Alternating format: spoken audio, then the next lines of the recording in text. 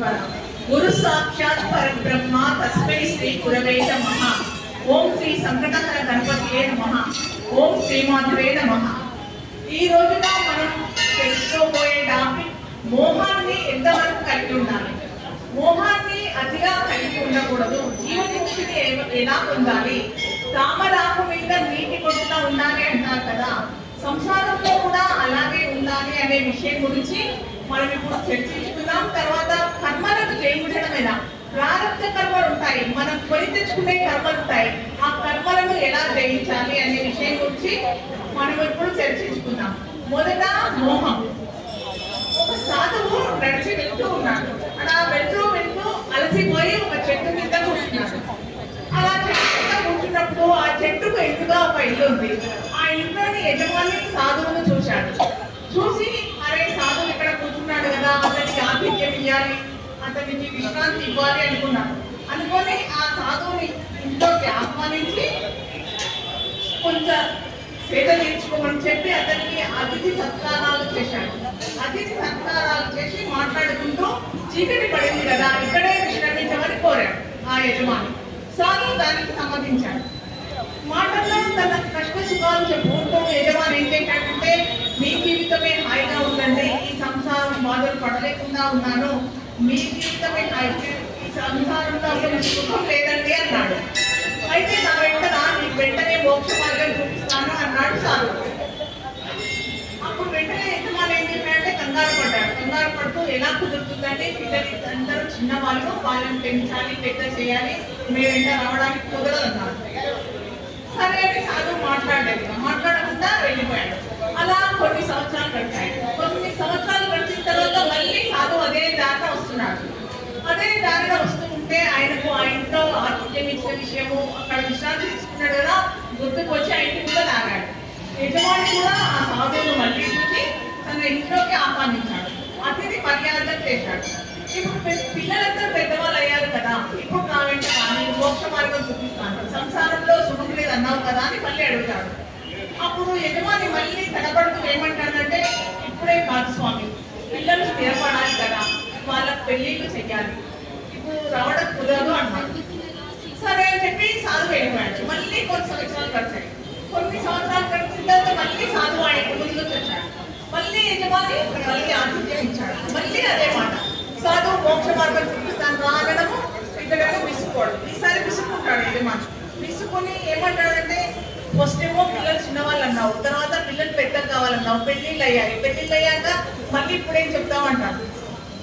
పిల్లలకి డబ్బు విలువ తెలియదు, అందుకని నేను దాచినదంతా ఈ చెట్టు కింద దాచిపెట్టాను, వీలు చూసుకొని వారికి చెప్తాను, అంతవరకు ఆగాలి, ఒక పెద్ద ఇల్లు కూడా కట్టాలనుకుంటున్నాను, నీలాగా నాకు ఎలా కుదురుతుంది స్వామి అంటారు. ఇంకా కొన్ని సంవత్సరాలు గడిచాయి. ఇంకా సాధువు వెళ్ళిపోయి మళ్ళీ 9 సంవత్సరాలు మళ్ళీ వచ్చాడు. సాధువు వచ్చినప్పుడు ఆ ఇంటి వైపు చూసుకుంటూ వెళ్ళిపోయాడు. ఎందుకంటే 1, 2, 3 సార్లు అయ్యాయి కదా, ఇతని మోక్ష మార్గం వైపు వస్తున్నాడు అని ఇంటి వైపు చూసుకుంటూ వెళ్ళిపోతుండగా ఆ యజమాని కొడుకు చూశాడు.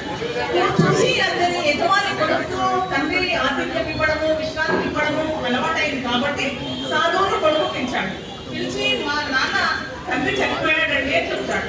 సాధువుకి ఫాదర్కి కొడుకు ఇచ్చిన ఆతిథ్యం స్వీకరిస్తాడు. స్వీకరించి బయటకు వచ్చేసి చూస్తూ ఉంటాడు. చూస్తుంటే అక్కడ చెట్టు కింద ఒక కుక్క కనిపిస్తుంది.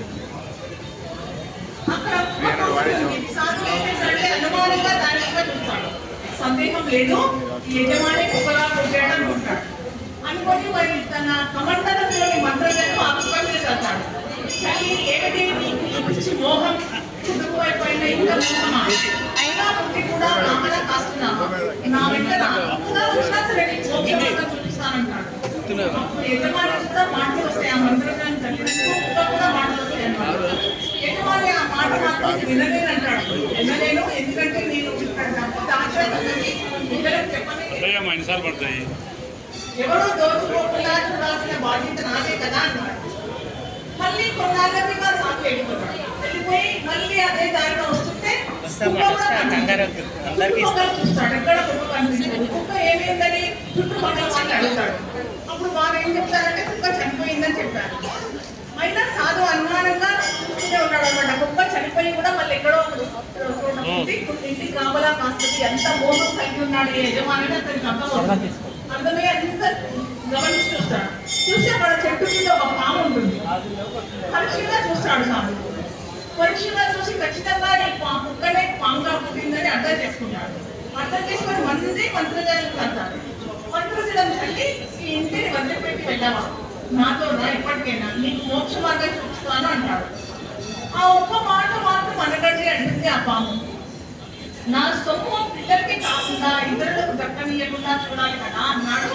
అప్పుడు దీనంగా పాము రూపంలో ఉన్న యజమాని సాధుకు వెంటనే కోపం వచ్చింది. వెంటనే ఇంట్లోకి వెళ్ళిపోయాడు. ఇంట్లోకి వెళ్ళిపోయి కొడుకులతో, మీ నాన్న ఈ చెట్టు కింద డబ్బు దాచిపెట్టాడు, జాగ్రత్త, కానీ అక్కడ ఒక పాము ఉందని చెప్తాడు. చెప్తే కొడుకు ఏం చేస్తారు, వెంటనే ఎగిరి గంటేసి పెద్ద పెద్ద కర్రలు తీసుకుని వెళ్ళిపోతారు. వెళ్ళిపోయి తన కొడుకునే తనను కర్రలతో చావగొడుతుందే చాలా దీనంగా సాధు వంక చూస్తాడు ఆ యజమాని. కానీ ఆలస్యం అయిపోయింది. కొడుకుల చేతిలోనే కర్రలతో చనిపోతాడు. ఇంట్లోని నీతి ఏమిటి అంటే, గృహస్థాశ్రమంలో బాధ్యతలు తప్పవు, కానీ మోహ బంధాలను ఎంత గట్టిగా మనం కట్టేసుకోవాలి అనే వివేకాన్ని కలిగి ఉండాలి. ఇకమే కాదండి, పరం గురించి కూడా తప్పకుండా ఆలోచించాలి.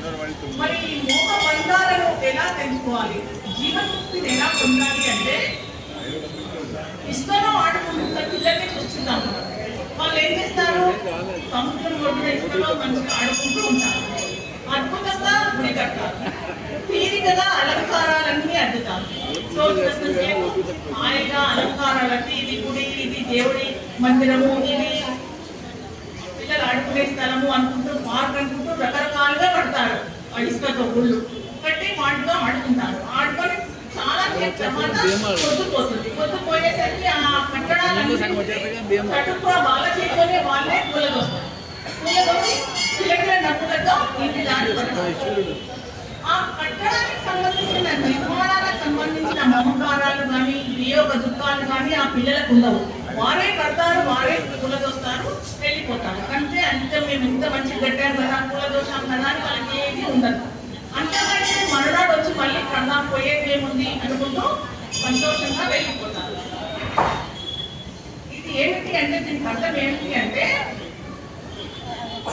త్రయంబకం యజామహే మృత్యుంజయ మహామంత్రం యొక్క సారాంశం అదనమాట. వియోగ దుఃఖాలన్నీ వాళ్ళకి ఉండేవి కాబట్టి, అంత ధీమాతో సృష్టికి వాళ్ళు వెళ్ళిపోయారు కాబట్టి, త్రయంబకం యజామహే శివన్ని పుష్టివర్ధనం మృత్యుంజయ మహామంత్రం యొక్క సారాంశం అది. అంటే మన సంసారాన్ని కూడా అంత గట్టిగా మనం బంధించుకున్న సమయం వచ్చినప్పుడు వీడి వెళ్ళిపోవాలి అనేదే ఈ మంత్రం యొక్క మహోపదేశం.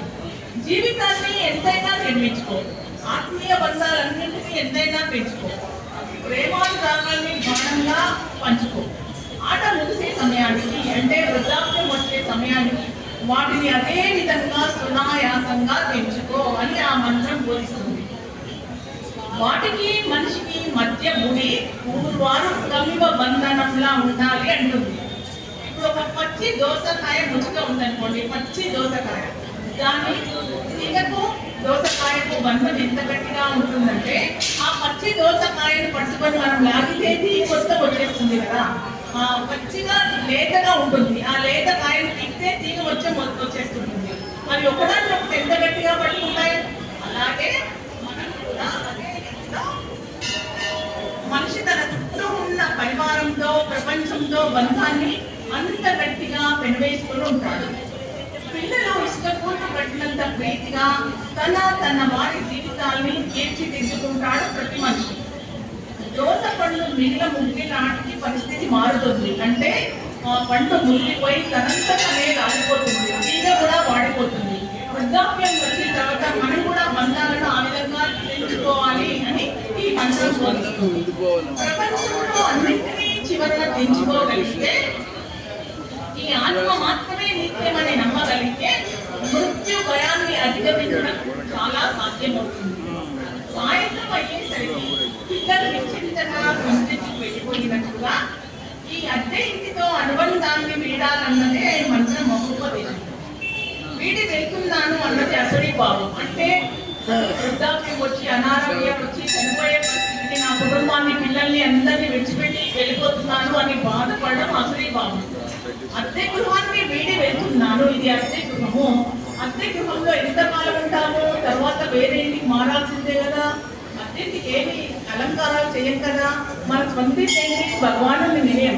ఈ అద్దె శరీరాన్ని వదిలి భగవాను నిలయానికి పోవడము క్షేమం. ఆ విధంగా అద్దె ఇంటికి అద్దె గృహాన్ని వేస్తున్నాను అనేది అమృత భావన. అమృత భావన అంటే మనని వెళ్ళిపోయేటప్పుడు బాధపడకుండా భగవంతుడిని చేరుతున్నాము, ఈ అద్దె శరీరాన్ని వదిలేస్తున్నాము, ఇటువంటి శరీరాలు ఎన్నో మారుతున్నాము, శాశ్వతమైన భగవంతుడిని చేరుతున్నాము అనే అమృత భావనను కలిగి ఉండాలి. అటువంటి అమృత స్థితిని చేరుకోవడమే ముక్తి అనిపించుకుంటుంది. మరి మనిషి జీవించి ఉండగానే అటువంటి ఆలోచన చేయాలి. మనిషి జీవించి ఉండగానే అటువంటి అమృత స్థితిని పొందాలి. దాన్నే జీవన్ముక్తి అంటారు. ఇప్పుడు మనం కర్మలను జయించడం ఎలా అనేది తెలుసుకుందాం.